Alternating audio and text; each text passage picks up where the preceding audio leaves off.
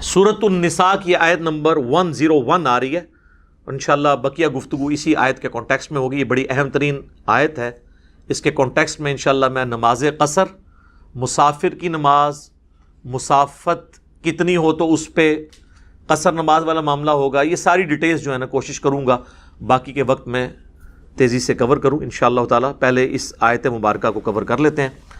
وَإِذَا ضَرَبْتُمْ فِي الْأَرْضِ، اور جب تم زمین میں سفر کرو، فَلَيْسَ عَلَيْكُمْ جُنَاحٌ، تو تم پر کوئی حرج نہیں ہے، کوئی گرفت نہیں ہے، کوئی حرج نہیں ہے، أَن تَقْصُرُوا مِنَ الصَّلَاةِ، کہ تم نماز میں قصر کر لیا کرو، یعنی نماز مختصر کر لیا کرو۔ وہ ڈیٹیلز جو ہیں وہ قرآن میں نہیں آئی ہیں، وہ سنت میں ہیں، یعنی صحیح الاسناد احادیث میں۔ اس سے یہ بات پتہ چلی کہ قرآن کی پریکٹیکل اپلیکیشن ایک مسلمان کے اوپر اس وقت ہوگی جب وہ سنت کو بھی مانے گا، ورنہ وہ قرآن کا بھی منکر ہوگا۔ اسی لیے آیا نا سورۃ النساء کی آیت نمبر 80 میں، مَن یُطِعِ الرَّسُولَ فَقَدْ أَطَاعَ اللَّهَ، جو رسول اللہ کی اطاعت کرتا ہے تو وہ اللہ کی اطاعت کرتا ہے۔ اللہ کی اطاعت اب کرنی ہے، نماز قصر کرو، یہ تو یہاں تو نہ نماز کی پوری رکھتے میں موجود نہیں، قصر کہاں سے کرنی ہے؟ طریقہ بھی کوئی نہیں، وہ سنت کی طرف۔ سنت کو ماننا قرآن کو ماننا ہے، اور کسی چیز کا سنت میں ہونا قرآن کا عیب نہیں ہے، کیونکہ قرآن ہی نے سنت کی طرف ہماری رہنمائی کی ہے۔ قرآن کا ٹاپک عقیدہ ہے، سنت اعمال کو ڈیٹیل سے بیان کرتی ہے، لہذا قرآن کا یہ عیب نہیں ہے کہ اس میں نماز کا طریقہ نہیں ہے، وہاں نماز کی فرضیت آئی اور چند ایک احکامات، باقی سنت کی طرف قرآن نے ہماری رہنمائی کی۔ ان خفتم ان یفتنکم الذین کفروا، اگر تمہیں اس بات کا خوف ہو کہ تمہیں کافر فتنے میں ڈال دیں گے، آزمائش میں، مصیبت اور تکلیف میں، تو اس سے بچنے کے لیے نماز بھی مختصر کر لو تاکہ جلدی سے نماز سے فارغ ہو جاؤ۔ بلکہ اس سے اگلی جو آیت آئے گی اس میں تو نماز خوف کا ذکر ہے، اس میں تو اور مختصر نماز کر دی گئی۔ ان الکافرین کانوا لکم عدوا مبینا، بے شک جو کافر ہیں وہ تمہارے کھلے دشمن ہیں۔ تو ظاہر ہے جب وہ دشمن ہیں تو پھر ان سے بچنے کے لیے تمہیں نماز میں قصر کی اجازت دی جا رہی ہے۔ اب یہ آیت بالکل واضح ہے کہ قصر نماز یہ آپشن ہے، نہ کہ obligation، یعنی یہ اجازت ہے نہ کہ حکم ہے کہ ضرور کرنی ہے، کیونکہ الفاظ دیکھیں نا، فَلَيْسَ عَلَيْكُمْ جُنَاحٌ، کوئی تم پہ گرفت نہیں ہے، أَن تَقْصُرُوا مِنَ الصَّلَاةِ، کہ نماز مختصر کر لو، قصر کر لو اس کے اندر، تو کوئی حرج نہیں ہے۔ مراد یہ ہے کہ اگر مختصر پڑھ لیتے ہو تو کوئی حرج نہیں، اگر پوری پڑھ لیتے ہو تو کوئی گناہ بھی نہیں، اور اس کو سپورٹیو احادیث بھی ہیں۔ لہذا حنفیوں کا یہ موقف جو ہے نا کہ نماز قصر کرنا واجب ہے، اور اگر کوئی قصر نہیں کرے گا تو اس کی نماز ہی نہیں ہوگی۔ وہ کہتے ہیں کہ آپ مسافر تھے اور زور کے 4 فرض پڑھ لیے تو آپ کے 2 بھی نہیں ہوئے، چلو تھوڑا رحم کھاتے کہتے 2 ہو گئے، 2 نفل لکھے جائیں گے، تو تب بھی ہم ان کو کوئی تھوڑا بینیفٹ آف ڈاؤٹ دیتے ہیں۔ انہوں نے اتنی بڑی کہانی بنائی کہ وہ 4 کے 4 ہی ضائع۔ سر قرآن پڑھیں، کوئی حرج نہیں، یہ انداز ہی بتا رہا ہے کہ یہ اوبلیگیشنل نہیں ہے، آپشنل ہے۔ اچھا، اس میں ایک ابہام ہے، وہ یہ ہے کہ ساتھ ایک شرط لگائی، ان خفتم ان یفتنکم الذین کفروا، اگر تمہیں یہ خطرہ ہونا کہ کافر تمہیں فتنے میں ڈال دیں گے، آزمائش میں ڈال دیں گے، یعنی حالت امن نہ ہو تو پھر قصر کرنے کی اجازت ہے۔ مراد کیا ہوا کہ اگر حالت امن ہے تو پھر یہ اجازت کوئی نہیں ہے، یہ مطلب نکلتا ہے نا اس میں سے۔ لیکن سنت اس کی ایکسپلینیشن کرتی ہے، وہ یہ کرتی ہے، یہ والا مطلب اب لینے کے لیے اس لیے تیار نہیں ہے کہ سنت میں اس کی ایکسپلینیشن آ گئی۔ صحیح مسلم میں حدیث ہے، ایک شخص نے سیدنا عمر سے پوچھا، یہ قرآن میں تو آیا ہے کہ جب تم حالت امن کا تمہیں یعنی خطرہ ہو، اگر کہ امن کی حالت نہیں ہے اور دشمنوں سے خوف ہے، پھر تم قصر کرو، تو اب تو ہم کثرت میں ہیں، حالت امن ہے، حالت خوف ختم ہو چکی ہے، تو لہٰذا اب قصر بھی نماز کی سہولت ہم سے ختم ہو چکی۔ تو سیدنا عمر نے کہا کہ سیم یہی سوال میں نے بھی رسول اللہ سے کیا تھا صلی اللہ علیہ وآلہ وسلم، تو آپ نے فرمایا تھا عمر یہ اللہ کی طرف سے صدقہ اور تحفہ ہے، اسے قبول کرو عام حالت کے لیے بھی، یعنی یہ اللہ تعالیٰ نے عام حالت کی، لہذا سنت نے اس کا دائرہ کار اور وسیع کر دیا کہ اسپیسیفکلی خوف میں تو ہے یہ، لیکن حالت امن میں بھی اللہ نے یہ تمہارے لیے آسانی ہے کہ تم اس کو اویل کر سکتے ہو۔ اور اس حد تک کہ صحیح بخاری میں امام بخاری نے چیپٹر کی ہیڈنگ میں لیا ہے، قربان جاؤں، اور مولا علی کے نام کے ساتھ لکھا ہے علی ابن ابی طالب علیہ السلام اس میں، اور امام بخاری ہیڈنگ میں لے کے آئے کہ علی ابن ابی طالب علیہ السلام. یعنی امام بخاری کو کوئی ایران سے فنڈنگ نہیں آتی تھی سر، ہاں یہ بے فکر ہیں. وہ جب خلیفہ تھے تو وہ جب سفر سے واپس آتے تو کوفے کے گھر وہ دیکھ رہے ہوتے تھے، لیکن کوفہ سٹی میں ابھی داخل نہیں ہوتے تھے، تو باہر ہی وہ نماز قصر کر کے پھر ساتھیوں کے ساتھ داخل ہوتے تھے. تو لوگ پوچھتے تھے کہ حضرت اب تو ہم گھر پہنچ گئے، تو وہ کہتے تھے نہیں، اللہ کی فیسلٹی سے فائدہ اٹھاؤ. ٹھیک ہے، تو وہ اللہ کے تحفے کو اس حد تک قبول کرتے تھے. امام بخاری نے یہ جو ایک مولا علی کا یعنی قول نقل کر کے، ان کا عمل نقل کر کے، اس معاملے کو ایسا کھول کے بیان کر دیا کہ آپ کو یہ گلہ نہیں کر سکتا کہ آج ٹرین میں سفر ہوتا ہے، آج ایئر کنڈیشن سفر ہے، آج ہوائی جہاز میں، لہٰذا اب آسانی نہیں. بھئی جب سب کچھ سامنے نظر آ رہا ہے تب بھی اس کو آسانی کو اویل کرنا ہے. اللہ تعالیٰ خوش ہوتا ہے کہ کوئی آسانی کو اویل کرے. اب آ جائیں ان احادیث کی طرف. صحیح بخاری اور صحیح مسلم دونوں میں حدیث ہے. اما عائشہ سلام اللہ علیہا کہتی ہیں کہ شروع میں نماز ہوتی ہی 2 رکعت تھی. آپ پتہ نا قیام اللیل بھی 2 رکعت 2 رکعت 2 رکعت، جب 5 نمازوں کی ٹائمنگ نہیں تھی. پھر جب مدینہ شریف لوگ ہجرت کر کے آئے تو اللہ تعالیٰ نے نماز کو 4 رکعت کر دیا، لیکن سفر میں 2 ہی باقی رکھی. یعنی ظہر کے 2 فرض ہوتے تھے پہلے، وہ 4 کر دیے، لیکن سفر میں 2 ہی ہیں. اسی طریقے سے عصر کے بھی، عشاء کے بھی، اور فجر کے تو ہی 2 ہیں، وہ 2 ہی رہنے. البتہ مغرب کی ایکسیپشن آ گئی، وہ مسند احمد میں حدیث ہے، سوائے مغرب کے. مغرب چونکہ شروع سے ہی 3 ہے تو وہ 1.5 نہیں ہوتی، وہ 3 ہی رہتی ہے، اور اس پہ اجماع امت ہے. بلکہ یہ 17 رکعتوں کے اوپر تو اجماع ہے. اکثر لوگ کہتے ہیں کہ جی نماز کی رکعتیں حدیث میں بتائیں. سر بخاری مسلم کی درجنوں احادیث ہیں جن میں آپ کو سیدھا سیدھا رزلٹ ملتا ہے کہ رکعتیں کون کون سی ہیں. ٹھیک ہے، تو اس کی تو ضرورت ہی نہیں ہے، اجماع امت ہے. جہاں پہ اختلاف ہوگا وہاں ہم بات کریں گے. المستدرک للحاکم میں حدیث ہے، المعجم الکبیر طبرانی میں کہ میری امت کبھی گمراہی پر جمع نہیں ہوگی. سنی شیعہ اور ان کے جتنے چھوٹے چھوٹے آگے فرقیاں ہیں، سب کا یہی موقف ہے. فجر کے 2 فرض، ظہر کے 4، عصر کے 4، مغرب کے 3، عشاء کے 4، اور سفر میں سارے 2 ہو جائیں گے سوائے مغرب کے، یہ 3. باقی احادیث بے شمار ہیں بخاری مسلم کی، میں ساتھ ساتھ بیان کرتا ہوں، ان میں آپ کو رزلٹ نکلتا چلا جائے گا انشاءاللہ. ایک اور حدیث ہے صحیح مسلم میں، ابن عباس کہتے ہیں کہ اللہ تعالیٰ نے سفر میں 2 رکعتیں کر دیں، عام حالت میں 4، اور خوف کی حالت میں، وہ جو سورہ نساء کی آیت نمبر 101 میں آئے گا، وہاں نماز کی 1 رکعت کر دی، اور 2 بھی 1 رہ گئی. 2 بھی پڑھنا ثابت ہے، لیکن 1 بھی صرف پڑھ سکتے ہیں. ظہر کی 1 رکعت، عصر کی 1 رکعت، یہ آسانی بھی ہے جنگ کی حالت میں. وہ انشاءاللہ اگلی دفعہ آیات آئیں گی تو میں انشاءاللہ اس کو کور کروں گا. صحیح بخاری اور مسلم دونوں میں حدیث ہے کہ ابن عمر ایک سفر میں تھے تو انہوں نے اپنے ساتھیوں کو 2 رکعت ظہر کی نماز پڑھائی، پھر اپنے حجرے میں واپس آئے تو انہوں نے دیکھا کہ ابھی بھی لوگ کچھ نماز پڑھ رہے تھے. میرے خیال ہے وہ انفی بریلوی، انفی دیوبندی ہوں گے. تو بخاری مسلم کے الفاظ ہیں، حضرت عبداللہ ابن عمر نے فرمایا کہ یہ کیا پڑھ رہے ہیں؟ ان کا جی یہ سنتیں پڑھ رہے ہیں، وہ نفل نماز جو بعد میں ہم اسے سنت بھی کہہ دیتے ہیں موقع. تو انہوں نے فرمایا کہ اگر میں نے سنتیں ہی پڑھنی ہوتی تو میں ظہر کے 4 فرض نہ پڑھ لیتا. پھر انہوں نے کہا کہ میں نے نبی صلی اللہ علیہ وآلہ وسلم، حضرت ابوبکر، حضرت عمر، حضرت عثمان رضی اللہ عنہم اجمعین، تینوں کے ساتھ پوری زندگی سفر کی ہے، وہ 2 رکعتوں سے زیادہ نہیں پڑھا کرتے تھے. اندازہ کریں، یعنی یہ اس میں الفاظ ہیں کہ میں نے تینوں کے ساتھ سفر کیے، وہ 2 رکعتوں سے زیادہ نہیں پڑھا کرتے تھے. تو یہ بالکل واضح ہو گیا کہ یہ جو ان لوگوں کا خود ساختہ ایک مسئلہ ہے. پھر صحیح بخاری اور صحیح مسلم میں یہ حدیث ہے کہ ایک سفر کے دوران عبداللہ ابن عمر نے جو ہے وہ جب سفر کرتے ہوئے وہ جماعت کروایا کرتے تھے نا خود، تو 2 رکعت پڑھا کرتے تھے، اور اگر کسی مقیم امام کے پیچھے پڑھتے تھے پھر 4 پڑھتے تھے. یعنی اگر مسافر امامت کروائے گا نا تو اس نے تو 2 ہی پڑھنے ہیں، اس کے پیچھے مسافر ہیں وہ 2 رکعت پڑھیں گے. لیکن اگر مسافر مقیم کے پیچھے پڑھے گا، جس طرح لوگ حج اور عمرے پہ جاتے ہیں اور وہ یہ مسئلہ پوچھ رہے ہوتے ہیں ادھی پڑھنی ہے پوری، وہ پائی امام کعبہ اور مسجد نبوی کے امام کے پیچھے پوری پڑھنی ہے، ٹھیک ہے نا، وہ تو ایک افضلیت والی چیز ہے، آپ اس کو یعنی حاصل کریں، تو اس میں یہ آپ نے نہیں کرنا.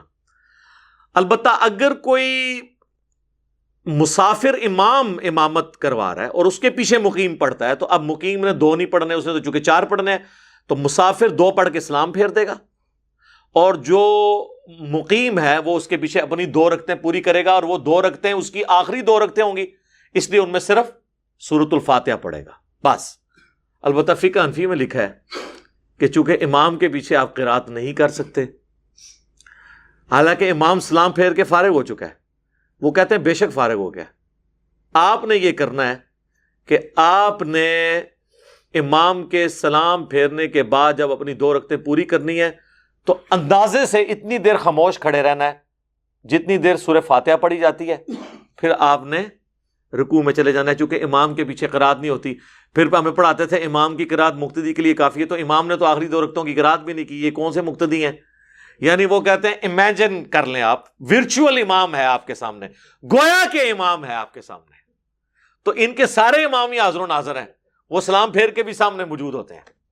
جب ہم یہ باتیں کرتے ہیں، کہتے ہیں ہمارے بزرگوں کا مذاق اڑاتا ہے، بھائی بات یہ ہے لوگوں کو تو اپنے اولاد کے کرتوت بھگتنے پڑتے ہیں نا، آپ کے بزرگ وہ ہیں کہ جن کے کرتوت آپ روحانی اولادوں کو بھگتنے پڑ رہے ہیں، اس میں ہمارا کیا قصور ہے میرے بھائی؟ سانو نہ پیٹو، اپنے بزرگوں نو پیٹو، ٹھیک ہے جی۔ اچھا، سنن نسائی میں ایک حدیث ہے، حضرت سیدہ عائشہ سلام اللہ علیہا کہتی ہیں کہ سفر کے دوران میں نے روزہ رکھا اور نماز 4 رکعت پڑھی،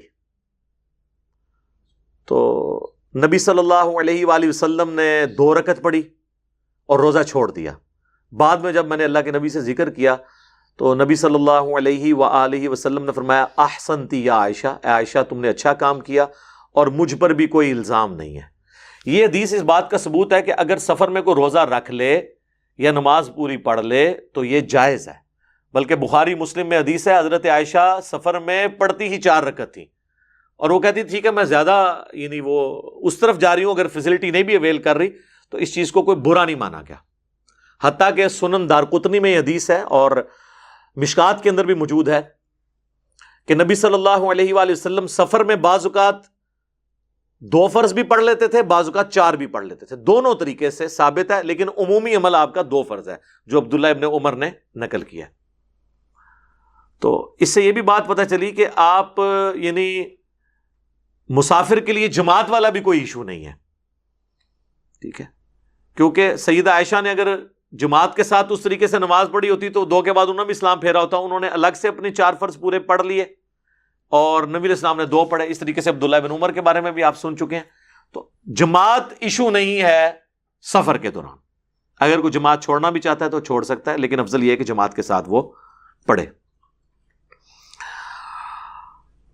اور بخاری مسلم میں وہ حدیث جو عبداللہ بن عمر کی ہے اس میں ہے کہ اگر عبداللہ ابن عمر سفر میں اکیلے نماز پڑھتے تو 2 رکعت پڑھتے، تو اس سے ثابت ہوا کہ بغیر جماعت کے بھی وہ نماز 2 رکعت پڑھ لیا کرتے تھے، اور اگر امام کے پیچھے پڑھتے تو پھر وہ 4 رکعت پڑھتے اگر وہ مقیم امام۔ لہٰذا جو لوگ حج اور عمرے پہ جائیں، اگر ان کی مسجد نبوی یا روضہ شریف پہ مکہ شریف کے اندر جماعت کے ساتھ نماز رہ جائے، جب وہ اکیلے اپنی پڑھیں گے تو 2 پڑھیں گے، اور اب وہ جماعت کروا لیں، وہاں تو جماعت کرنے پہ کوئی پابندی نہیں ہے، آپ جماعتیں کروا سکتے ہیں، تو اگر مسافر کروا رہے ہیں تو 2 پڑھیں، اگر وہاں کا کوئی مقیم کروائے تو پھر اس کے پیچھے آپ 4 پوری کر لیں۔ بعض اوقات لوگ یہ بھی کرتے ہیں، وہ کہتے ہیں جی اگر امام مقیم ہے تو ہم 2 رکعت پڑھ کے بیٹھ جائیں گے اور ہم اپنا سلام پھیر دیں۔ اس طرح نہیں آپ کر سکتے، امام سے ہٹ نہیں سکتے۔ اہل تشیع کے ہاں اس طرح ہو جاتا ہے، وہ کہتے ہیں کہ بھئی آپ 2 کے بعد سلام پھیریں اور اگلی 2 میں آپ عصر کی نیت کر لیں۔ یہاں پہ بھی ہے اس سے ملتا جلتا فقہ حنبلی میں مسئلہ کہ وہ کہتے ہیں ٹھیک ہے 2 پڑھ کے آپ بیٹھے رہیں اور امام کو 4 پڑھنے کا انتظار کریں، اور جب امام چوتھی کے تشہد میں پہنچے تو آپ سکون کریں، اس کو 2 پڑھنے دیں اپنی فالتو، جو آپ کی نظر میں تو وہ فالتو ہیں کیونکہ وہ تو مقیم ہے، تو چوتھی میں پھر آپ اس کے ساتھ ہی تشہد پڑھ کے تو سلام، پھر اینڈ رزلٹ یہی ہے، صرف 2 رکعتوں کا آپ کو فائدہ ہوا، لیکن سلام امام سے پہلے وہاں بھی نہیں آپ پھیر سکتے۔ یہ میں نے آپ کو ضمناً ایک مسئلہ بھی اس حوالے سے بتا دیا۔ بخاری و مسلم میں ایک اور حدیث ہے کہ نبی علیہ السلام جب سفر میں ہوتے تو سواری سے اتر کر فرض نماز ادا کرتے تھے، اور تہجد اور نوافل اور وطر سواری پر ادا کرتے، اور اس چیز کا بھی اہتمام نہ کرتے کہ سواری قبلہ رخ جا رہی ہے یا قبلہ رخ سے ہٹ کے، یعنی استقبال قبلہ صرف فرض نماز کی ریکوائرمنٹ ہے، نفلی نمازوں کی نہیں ہے. آپ اس چیز کی پرواہ نہ کرتے. اور اس میں الفاظ ہے سواری میں بیٹھ کے جب آپ نفل یا وتر ادا کرتے تو رکوع اور سجدہ سر کے اشاروں سے کرتے. اور ابو داؤد میں الفاظ ہیں کہ نبی علیہ السلام جب سر کے اشارے سے یہ رکوع اور سجدہ کرتے تو سر کے لیے تھوڑا، یعنی رکوع کے لیے تھوڑا سر جھکاتے اور سجدے کے لیے تھوڑا زیادہ. یہ نہیں ہے کہ آپ نے سامنے پھٹے پہ کوئی سجدہ کرتے تھے جس طرح یہ کرسیاں بنی ہوئی ہیں. کرسی پہ بھی اگر کسی نے نماز پڑھنی ہے نا اشارے سے تو وہ رکوع کے لیے اتنا جھکے گا اور سجدے کے لیے اتنا. یہ نہیں ہے وہ ایسے کر کے وہاں میں وہ بنے ہوتے ہیں جناب، وہ اسپائڈر مین بنے ہوتے ہیں یا سپر مین، وہ نہیں، یہ غلط ہے. آپ نے اشارے سے نماز پڑھنی ہے. یہ رکوع ہے، یہ سجدہ ہے، بس تھوڑا سا فرق کرنا ہے. یہ اللہ نے آسانی دی ہے. قیام بھی تو نہیں نا اب آپ نے کیا کرسی پہ بیٹھے ہوئے یا سواری پہ بیٹھے ہوئے تو اب آپ کھڑے ہو جائیں گے اس طرح کر کے، تو یہ بھی تو نہیں کر رہے نا. تو باقی چیزوں کو بھی آپ اس طریقے سے مینج کریں. تو اس سے یہ بات پتہ چلی کہ فرض نماز کے لیے آپ کو سواری سے اترنا ہوگا. ٹرین بھی جب کسی جنکشن پہ کھڑی ہو تو آپ وہاں نماز پڑھیں. اپنی گاڑی ہے تو کسی پیٹرول پمپ پہ روک کے پڑھیں. پبلک ٹرانسپورٹ ہے تو اس کا ٹائم اس طرح مینج کریں کہ آپ کو یہ نہ کرنا پڑے. رہ گیا ہوائی جہاز، تو ہوائی جہاز کا تو مسئلہ اور بحری جہاز کا مسئلہ ڈیفرنٹ ہے، چونکہ اسے روکنا ممکن نہیں ہے. بحری جہاز اگر آپ سمندر میں روک بھی لیں وہ ایک جگہ پہ پھر بھی نہیں رہتا، اور نیچے اتر کے آپ مسلح پانی پہ ڈال کے نماز بھی نہیں پڑھ سکتے. وہ تو بزرگ ہی پڑھ سکتے ہیں، وہ بھی کہانیاں. تو وہ بحری جہاز والوں کے لیے مسئلہ ڈیفرنٹ ہے، وہ اس میں صرف استقبال قبلہ کریں گے، نماز پڑھیں، کوئی ایشو نہیں ہے. ٹرین بھی عموماً سیدھی چلتی ہے، اگر نہ رک رہی ہو تو ٹرین میں نماز پڑھ لیں. ویسے تو ہم نے جو نمازیں جمع کرنے کا آپ کو بتایا اس کے تحت تو 6-7 گھنٹے میں تو کوئی نہ کوئی آپ کا اسٹیشن آ ہی جائے گا. ایسا تو نماز آپ ٹرین کے اندر ہی بے شک پڑھ لیں جب رکی بھی ہو، یا نیچے اتر کے آپ اسٹیشن پہ پڑھ لیں. ویسے تو ایران کے اندر تو باقاعدہ نماز کی ٹائمنگ میں وہ ٹرینیں رکتی ہیں اور باقاعدہ عورتوں اور مردوں کی نمازوں کی جگہ الگ بنی ہوئی ہے. آپ دیکھیں کتنی ایک ڈاکومنٹریز اپلوڈ ہوئی ہیں، انسان حیران رہ جاتا ہے. تو کاش ہمارے ملک میں بھی یہ سارا سلسلہ ہوتا تو یہ آسانیاں ہو جاتی. صحیح بخاری اور صحیح مسلم میں ایک اور حدیث ہے کہ نبی علیہ السلام فتح مکہ اور غزوہ تبوک کے موقع پر آپ جب سفر میں تھے آپ نے ظہر اور عصر کی نماز کو جمع کر کے پڑھا اور مغرب اور عشاء کی نماز کو جمع کر کے پڑھا. تو سفر میں آپ کی روٹین تھی کہ نمازیں جمع کرتے تھے مینج کرنے کے لیے. بلکہ جامعہ ترمذی میں، سنن ابی داؤد میں اور مشکات میں موجود ہے کہ نبی علیہ السلام تینوں طریقے سے نماز کو جمع کرتے تھے. آپ اگر ظہر کا وقت داخل ہونے کے بعد سفر شروع کرتے تو ترمذی کے الفاظ ہیں آپ علیہ السلام ظہر اور عصر کٹھی پڑھتے اور پھر سفر پہ نکل جاتے. اور اگر ظہر کا وقت داخل ہونے سے پہلے آپ سفر شروع کرتے پھر آپ عصر تک کا انتظار کرتے تاکہ سفر زیادہ طے ہو جائے اور عصر کے ٹائم میں جا کے ظہر عصر پڑھتے. اسے کہتے ہیں جمع تاخیر. جمع تقدیم یہ ہے کہ ظہر کے ساتھ عصر، جمع تاخیر یہ ہے کہ عصر کے وقت میں پہلے ظہر عصر، اور درمیان میں جمع سوری. وہ تو حنفی بھی مانتے ہیں کہ ظہر آخری وقت میں اور عصر اول وقت میں. تو تین طریقے سے سنت ہے اور اس میں آسانی ہے. یعنی ظہر کا وقت اگر 12:20 پہ داخل ہو رہا ہے اور مغرب 7:10 پہ، تو 12:20 سے 7:10 تک کسی بھی وقت دونوں نمازیں جمع ہو سکتی ہیں. اور مغرب کا وقت داخل ہو رہا ہے 7:10 پہ اور فجر کا وقت وہاں پہ شروع ہو رہا ہے جا کے صبح تقریباً کوئی 3:45 کے قریب یا 3:30 کے قریب. تو پوری رات میں کسی بھی وقت آپ مغرب اور عشاء جمع کر سکتے ہیں. جمع تقدیم، جمع تاخیر، جمع سوری تینوں طریقے سے سنت ہے. بلکہ صحیح مسلم میں اوپر تلے 10 احادیث ہیں کہ نبی علیہ السلام نے بغیر خوف کے، بغیر بارش کے اور بغیر سفر کے، یعنی مدینہ شریف میں ظہر اور عصر کی نمازیں جمع کی اور مغرب اور عشاء کی نمازوں کو بھی جمع کیا. ابن عباس سے تابعین نے پوچھا کہ اللہ کے نبی علیہ السلام نے یہ عمل کیوں کیا تھا؟ تو انہوں نے کہا اس لیے تاکہ امت کے لیے اس معاملے میں آسانی ہو جائے اور کوئی حرج یعنی تنگی باقی نہ رہے جو امت سے چھین لی گئی اور آپ کو تنگی میں ڈال دیا. دیکھیں نا کتنی بڑی مصیبت کھڑی کر دی. یہ امت کو آسانی دی گئی تھی، انہوں نے کہا نہیں ہم ڈیفائن کریں گے جی، ہر نماز کا ٹائم ہے جی. اور اچھا اس حدیث سے یہ بھی پتہ چلا کہ خوف، بارش اور سفر کے بغیر بھی جمع کرتے تھے. تو مراد کیا ہوا؟ سفر میں اور خوف میں اور بارش میں تو ضروری جمع کرتے تھے. بلکہ بخاری مسلم میں آتا ہے کہ بارش میں تو نبی علیہ السلام اذان میں کہتے تھے سلو فی الرحال، کہلوا دیتے تھے گھروں میں ہی نماز پڑھو.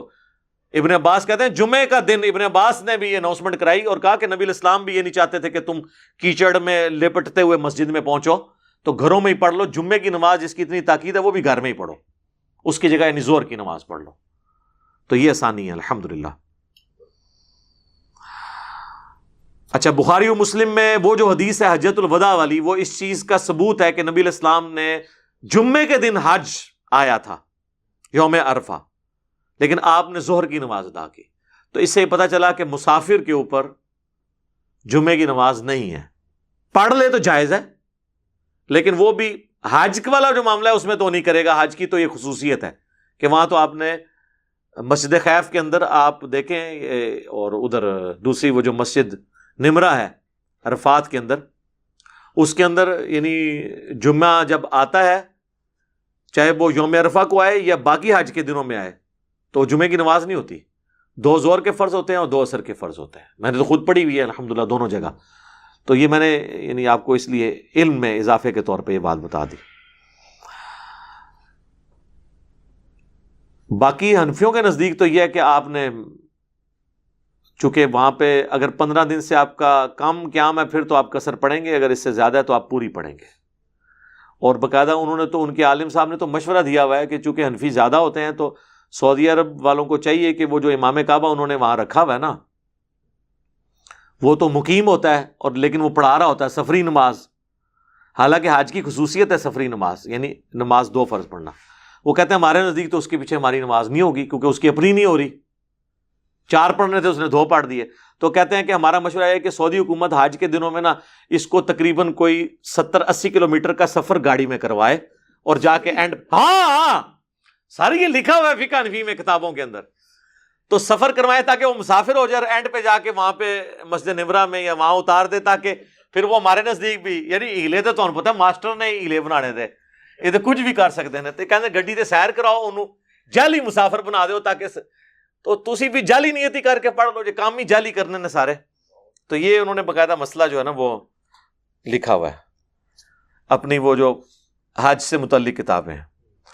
اچھا یہاں پہ اب ایک اور چیز جو بڑی امپورٹنٹ ہے کہ کتنے دن کے لیے جائے تو وہ مسافر ہوگا. وہ صحیح بخاری میں ہے کہ 19 دن کا نبی علیہ السلام 19 دن سے کم کا جب قیام کیا کرتے تھے یا 19 دن کے برابر اور اس سے زیادہ نہ ہوتا تو نبی صلی اللہ علیہ وآلہ وسلم نمازوں کو قصر کیا کرتے تھے.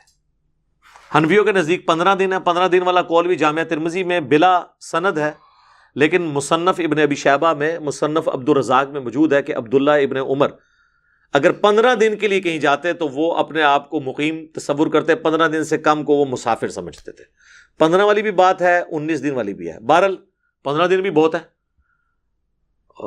جو لوگ ہر ویکینڈ پہ گھر واپس آتے ہیں، ایون 2 ویکینڈ کے بعد بھی ہیں، تب بھی وہ سب کے نزدیک مسافر ہیں. اور اس میں جو ڈرائیور ہیں جو روزانہ واپس آ جاتے ہیں، دوسرے شہروں میں جاتے ہیں، وہ روزانہ نماز قصر بھی کریں، نماز جمع بھی کریں، آسانی ہے. اس طرح باہر کے ملکوں میں جو سب ویز کے اندر لوگ اتنی ٹریولنگ کر کے جاتے ہیں، وہ نمازوں کو جمع بھی کریں اور قصر پڑھیں. وہ اس کی یعنی کتنا وہ فاصلہ ہونا چاہیے وہ میں اینڈ کے اندر یعنی ڈسکس کرتا ہوں. ابھی تو میں اس کو ڈسکس کروں کتنے دن کے لیے، تو وہ تو 1 دن کے لیے گئے ہوتے ہیں، واپس آ جاتے ہیں. اس طریقے سے ایک بندہ کراچی سے چلا اور اس نے پشاور جانا ہے، راستے میں 10 مہمانوں کے گھر اگر وہ 10 دن بھی رکتا جائے، ہر جگہ ہی وہ قصر نماز پڑھتا چلا جائے گا، کیونکہ الٹیمیٹلی تو اس نے وہاں جانا ہے، تو وہ مسافر ہے. تو ڈرائیور ہو، اسٹوڈنٹ ہو، ہاسٹل میں رہ رہا ہے اور ہر ہفتے یا 2 ہفتے بعد واپس آ جاتا ہے، تو یہ نہیں ہے کہ اب وہ مقیم ہو گیا وہاں پہ. بے شک وہ 5 سال کے لیے گیا ہے، لیکن ہے تو غریب الوطن ہے نا، اس لیے تو گھر واپس آتا ہے. ہاں جس دفعہ وہ 15 دن یا 19 دن سے زیادہ رکتا ہے اس دفعہ وہ پوری نماز پڑھ لے. عام دنوں میں وہ مسافر بھی، ہاسٹل کے اندر جو اسٹوڈنٹس ہیں وہ قصر نماز ہی پڑھیں گے. یہ ساری وہ چیزیں جو لوگ پوچھتے ہیں، پریکٹیکلی ہم بھی اس سے گزریں تو ان کے لیے آسانی ہے. باقی اگر کیٹاسٹرافک کنڈیشن ہو تو پھر آپ بے شک 6 مہینے تک پڑھیں. سن کبرا البیہقی میں آتا ہے، عبداللہ ابن عمر کہتے ہیں کہ ہم آذربائیجان کی جنگ کے لیے، رشیا کی جنگ کے لیے حضرت عثمان کے دور میں جب گئے تو ہم نے 6 مہینے تک قصر نماز پڑھی ایک جگہ، کیونکہ برف باری شروع ہو گئی تھی. تو آج کل کرتے 6 مہینے گزر گئے. ان کی نیت تو وہاں رکنے کی نہیں تھی نا، آج برف باری رکے تو ہم چل پڑیں گے. تو اس طرح اگر کسی کی پوری زندگی بھی گزر جاتی ہے، اس کی نیت نہیں تھی رکنے کی، بھائی کل صورتحال یا کوئی بندہ یہاں سے گیا ہے کسی مریض کے پاس تیمارداری کے لیے ہاسپٹل کے اندر، اور یہاں سے اس کی نیت تھی کہ 2 دن بعد جان چھوٹ جائے گی، ڈاکٹر کہتے ہیں نہیں جی 2 دن اور لگ جائیں گے، اس طرح 2 دن 1 دن کرتے 1 سال بھی وہ وہاں پہ رہے، وہ حالت خوف میں بھی ہے، حالت سفر میں بھی ہے، وہ قصر نماز پڑھتا رہے تو اس کے اوپر کوئی گرفت نہیں ہے. یہ حدیث ثبوت ہے اس بات کے الحمدللہ. اب آ جائیں وہ مسافت کتنی ہو، تو صحیح مسلم میں ہے 3 فراسخ یا 3 فرسخ کہہ لیں آپ، جمع فراسخ، جو 9 میل بنتا ہے، عربک 9 میل. یہ میل کا لفظ عربی میں ہے، یہ مائل جو آیا نا یہ عربی سے انگلش میں آیا ہے، بیسیکلی یہ عربی کا لفظ ہے. اور وہ آلموسٹ آپ بہت کھلے دل سے بھی لگائیں نا تو تقریباً 2 کلومیٹر بن جاتا ہے 1 میل. ویسے تو 2 سے کم ہی بنتا ہے، 1.7 کے قریب بنتا ہے، لیکن بہت موٹا بھی لگا دیں تو 9 میل کا مطلب ہے 18 کلومیٹر، یا راؤنڈ آف کر لیں 20 کلومیٹر کا جب سفر ہے شہر سے باہر، پھر مسافر ہوں گے. اب کراچی میں تو آپ 40 کلومیٹر بھی سفر کریں شہر کے اندر ہے، مسافر نہیں ہوں گے. شہر سے باہر نکلنا شرط ہے، شہر کے اندر بندہ مسافر نہیں ہوتا، چاہے 2 گھنٹے گھومتا رہے. ٹھیک ہو گیا. صحیح بخاری میں 48 میل کا بھی ذکر موجود ہے جو کیلکولیشن کے بعد آتا ہے، اور وہ عربک میل ہے. وہ تقریباً 72 کلومیٹر کیلکولیٹ کرتے ہیں دیوبندی، اور بریلوی اس کو کیلکولیٹ کرتے ہیں 92 کلومیٹر اگر وہ عربک میل کے اعتبار سے دیکھا جائے. تو اس کے لیے ان کے پاس کوئی دلیل نہیں ہے اس حوالے سے کہ وہ 48 میل کا جو قول ہے، تو ظاہر ہے کہ اگر صحیح مسلم میں آیا کہ 9 میل کے اوپر آپ کر سکتے ہیں تو 48 میل میں بھی کر سکتے ہیں. یعنی جہلم سے اگر کوئی شخص لاہور جا رہا ہے تو مسافر ہے، کراچی جا رہا ہے تو مسافر ہے، تو ملتان بھی مسافر ہی ہوگا کیونکہ کراچی سے تو پہلے ہی آتا ہے نا وہ، اور لاہور کے بعد آتا ہے، تو وہ اس کے اندر ہی شامل ہے، اس میں کوئی ایشو نہیں ہے. لہذا اس کے بارے میں کوئی واضح چیز نہیں ہے. شہر سے باہر نکلیں اور آپ اپنے آپ کو مسافر سمجھ رہے ہیں تو مسافر ہیں. اور اس میں آپ سے یہ بھی نہیں سوال ہوگا کہ آپ ایئر کنڈیشن گاڑی میں سفر کر رہے ہیں یا آپ نے جو ہے وہ ہوائی جہاز میں سفر کیا ہے، آرام دہ ہے. یہ فیسلٹی ہمیشہ کے لیے ہے. ایون روزہ چھوڑنے کی جو فیسلٹی ہے کہ بعد میں آپ اس کی گنتی پوری کر لیں، وہ مسافر کے لیے آج بھی اس طریقے سے ویلڈ ہے. اور اللہ تعالیٰ اس چیز کو پسند کرتا ہے کہ وہ اس فیسلٹی سے کوئی فائدہ اٹھائے، جس کے تحت میں نے وہ حدیث بتا دی صحیح مسلم کی کہ جب حضرت عمر نے سوال کیا تو نبی علیہ السلام فرمایا یہ اللہ کی طرف سے صدقہ ہے، چاہے حالت امن میں بھی ہو تم قصر نماز کرو. اور صحیح بخاری میں جو تعلیقاً امام بخاری مولا علی کا قول لے کے ہیں اور ساتھ لکھا ہے علی ابن ابی طالب علیہ السلام کا یہ عمل تھا کہ کوفے کے گھر نظر آ رہے ہوتے تھے تو وہ کوفے میں داخل نہیں ہوتے تھے، پہلے نماز قصر کرتے تھے اور اللہ کی فیسلٹی سے فائدہ اٹھاتے تھے. یہ ہمیں اسلام نے درس دیا ہے کہ آپ نے اس فیسلٹی کو اویل کرنا ہے. اسی طریقے سے بعض لوگ یہ بھی پوچھتے ہیں کہ جی یہ بتائیں کہ ہم مسافر تھے، سفر میں ہماری زور و اثر قضا ہو گئی، اب گھر پہنچے ہیں تو ہم قصر والی نماز پڑھیں گے یا پوری؟ بھئی گھر پہنچے ہیں تو اب آپ پوری پڑھیں. ویسے تو حنفی کہتے ہیں کہ قصر چونکہ قضا ہوئی تھی تو قصر پڑھیں، اس لیے کہ انہوں نے پہلا رزلٹ غلط نکالا ہے نا قصر کے واجب ہونے کا. جب گھر آ گئے اب آپ حالت امن میں ہیں تو دن کی بھی زور اثر جو چھوٹی ہے نا، پہلے تو اس پہ توبہ کریں اور اس کے 4 فرض پڑھیں. اور چھوٹنی تو چاہیے نہیں. جب اتنا سپین ہے کہ زور کا وقت داخل ہونے سے لے کے مغرب تک آپ پڑھ سکتے ہیں، زور و اثر کو جمع کر سکتے ہیں، اور سفر میں تو سنت ہے، اور مغرب کا وقت داخل ہونے سے لے کے فجر کا وقت داخل ہونے تک پورا آپ پڑھ سکتے ہیں. یہ جو بعض لوگ کہتے ہیں نا عشاء کا وقت آدھی رات تک رہتا ہے تو وہ افضل وقت ہے، اس پہ میری ویڈیو ریکارڈ ہے، وہ صحیح مسلم کی حدیث افضل وقت کے لیے ہے. باقی حضرت ابو ہریرہ سے موجود ہے رضی اللہ تعالیٰ عنہ، شرح معانی الاثار جسے طحاوی شریف کہتے ہیں، کہ وہ کہتے تھے کہ جس شخص نے فجر کا وقت داخل ہونے سے پہلے عشاء کی نماز پڑھ لی تو اس نے کوئی اس میں دیری نہیں کی ہے. تو حضرت ابو ہریرہ ہی ان حدیثوں کے راوی ہیں جس میں نماز کی ٹائمنگ آئی ہے، تو لہٰذا آدھی رات تک جو عشاء کا وقت رہتا ہے جو صحیح مسلم میں ہے وہ افضل وقت ہے. ٹھیک ہے، بلکہ افضل وقت تو ہے کہ آپ رات کو لیٹ سے نماز پڑھیں، لیکن ہم تو عموماً جلدی پڑھتے ہیں، تو افضلیت غیر افضلیت کا مسئلہ ہے. باقی فجر کا وقت داخل ہونے تک آپ تو اتنے بڑے سپین میں آپ کو ٹائم مل جائے گا نماز پڑھنے کا. یہ نماز تو قضا ہو ہی نہیں سکتی، یہ تو بالکل لیم ایکسکیوز ہے. لوگ کہتے ہیں نہیں ہم نوکری کرتے ہیں جی وہاں ٹائم ہی نہیں ملتا نماز کا، تو گھر آ کے اکٹھی نمازیں پڑھ لیں. تو میں ان سے پوچھتا ہوں کہ ٹائلٹ جانے کا بھی ٹائم نہیں دیتے آپ کو؟ کہتے ہیں اتنا دیتے ہیں. تو میں نے کہا یار 2 فرض پڑھنے میں کتنا ٹائم لگتا ہے؟ زور اثر کے 2 فرض پڑھنے میں کتنا ٹائم لگتا ہے؟ وضو آپ کا ہو تو وہیں پہ آپ پڑھ لیں تھوڑی دیر کے لیے وقفہ کر کے. ٹھیک ہے، تو وہ اب تو خیر یہ بڑی آسانی اس معاملے میں ہو گئی ہے، وہ ٹالرنس ہے نماز کے لیے، یورپ امریکہ میں آپ کو ٹائم دے دیتے ہیں، آپ اس چیز کو اویل کریں، اور یہ بہانے بنانا چھوڑ دیں کہ جی ہم کوئی اتنے دنیا کے مصروف آدمی ہیں، تو آپ پھر چھوڑ دیں۔ اور کئی لوگ اتنے بولے ہوتے ہیں، وہ کہتے ہیں نہیں فجر کی نماز کو بھی زور کے ساتھ جمع کر لیں، نہیں سر، زور اور اثر جمع ہوگی، مغرب اور عشاء جمع ہوگی، جسے ظہرین اور مغربین بھی کہا جاتا ہے، ایک ملکین بھی ہے، وہ بھی چلیں as a last resort, prime minister ہوں، آرمی چیف ہیں، وہ پڑھ سکتے ہیں کہ وہ مغرب کا وقت داخل ہونے سے آدھا گھنٹہ پہلے زور اثر جمع کر لیں، اور جیسے ہی مغرب کا وقت داخل ہو مغرب عشاء جمع کریں، یعنی 30-40 منٹ کے سپین میں اپنی 4 نمازیں وہ پوری کر لیں۔